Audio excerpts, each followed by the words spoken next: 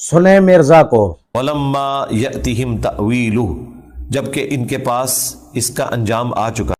آپ نے سماعت کیا مرزا قرآن پاک کے ترجمے کے اندر کتنی دغا بازی کر رہا ہے۔ وَلَمَّا يَأْتِهِمْ تَأْوِيلُهُ کا ترجمہ کر رہا ہے جبکہ ان کے پاس اس کا انجام آ چکا۔ تأویل یہاں دو معنی رکھتا ہے، تفسیر اور دوسرا اس بالمعنی کی جہالت دیکھو لمہ پر۔ یہ صرف والے طلباء بھی جانتے ہیں کہ لم اور لمہ میں کیا فرق ہے۔ لمہ کس کے لیے آتا ہے؟ لمہ یہ نفی کے لیے آتا ہے، زمانہ تک، نفی اوقات ماضیہ کا احاطہ کرتی ہے۔ لمہ یضرب کا معنی ہے ابھی تک نہیں مار۔ لمہ یہ نفی کے لیے آتا ہے اور مرزا ترجمہ اس کا اس بات کے ساتھ کر جب اس کے پاس ان کا انجام آ چکا۔ لمہ یاتیم کا ترجمہ بنتا ہے ابھی تک ان کے پاس نہیں آئی۔